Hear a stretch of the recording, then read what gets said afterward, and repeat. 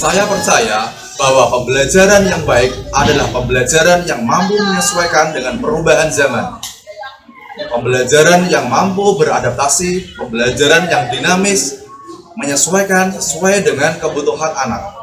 Saya, Riki Effendi, guru dari SMA Negeri 1 Bergas, Kabupaten Semarang.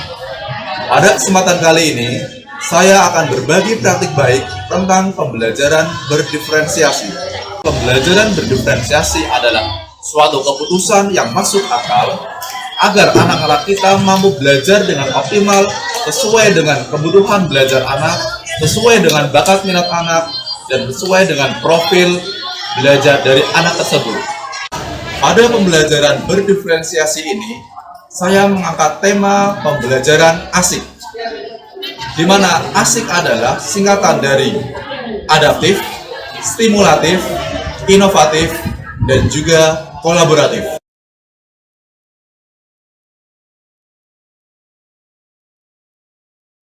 Bagian pertama pada pembelajaran asik adalah adaptif. Bagian ini dilakukan untuk mengetahui tentang profil belajar anak, gaya belajar anak, kebutuhan belajar anak, dan juga bakat minat anak. Kegiatan adaptif ini bisa dilakukan guru dengan melakukan tes diagnostik atau melakukan wawancara langsung kepada anak.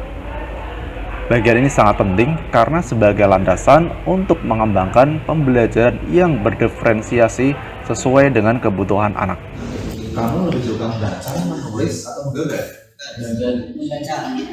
Selanjutnya, anak saling berdiskusi untuk menyusun kesepakatan kelas. Kesepakatan kelas ini merupakan peraturan yang dibuat oleh anak, untuk anak, dan oleh anak yang ada pada kelas tersebut. Kesepakatan kelas ini sangat penting sebagai landasan dalam pembelajaran, landasan peraturan yang ada di dalam kelas tersebut. Bagian kedua adalah stimulatif. Bagian ini digunakan untuk meningkatkan semangat dan daya juang anak. Melakukan ice breaking secara sederhana bisa digunakan dan efektif dalam meningkatkan semangat dan daya juang anak.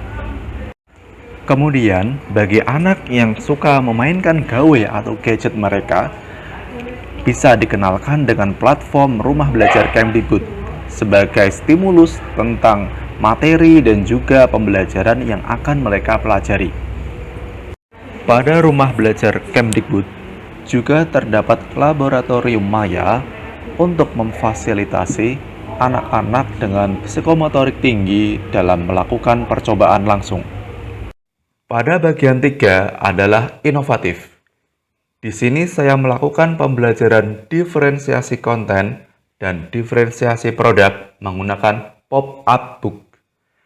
Anak-anak akan mendesain, menggambar, dan membuat pop-up book untuk dijadikan media presentasi pembelajaran. Anak-anak sangat bersemangat sekali karena pembelajaran matematika kali ini mereka bisa berlatih membuat karya dan saling bekerja sama untuk menyelesaikan masalah.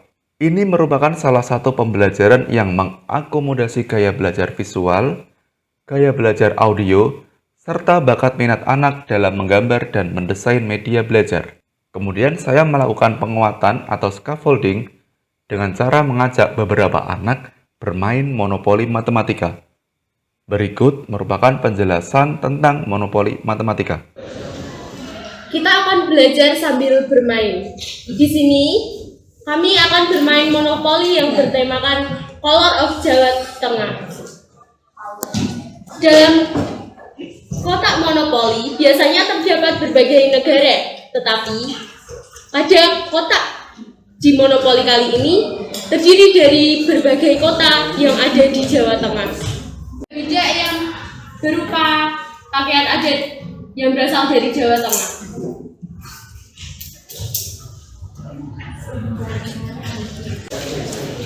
Ketika berhenti di sebuah kota, kita akan mendapat sebuah soal yang harus kita kerjakan. Apabila kita benar mengerjakannya, kita bisa mengklaim kota tersebut menjadi milik kita dan mendapat uang. Apabila kita tidak dapat mengerjakan, kita akan mendapat pajak yang harus dibayar. Di permainan, saya mendapatkan uang yang paling banyak. Maka di sini, saya menjadi pemenangnya. Di waktu yang sama, anak-anak boleh menggunakan sumber belajar dari YouTube untuk menambah wawasan global tentang materi hari ini. Tidak lupa, saya juga melakukan penguatan kepada anak yang masih kesulitan memahami materi dengan cara melakukan pendampingan individu secara langsung. Di bagian 4, yaitu kolaboratif. Anak-anak memanfaatkan dinding kelas dan teras kelas untuk melakukan presentasi model gallery walk. Tiap kelompok menyiapkan soal dan pembahasan, kemudian mereka berbagi tugas tentang siapa yang menjaga pos kelompoknya dan siapa yang berkunjung ke pos kelompok lain. Di akhir gallery walk, tidak lupa mereka melakukan refleksi dan evaluasi tentang pembelajaran asik.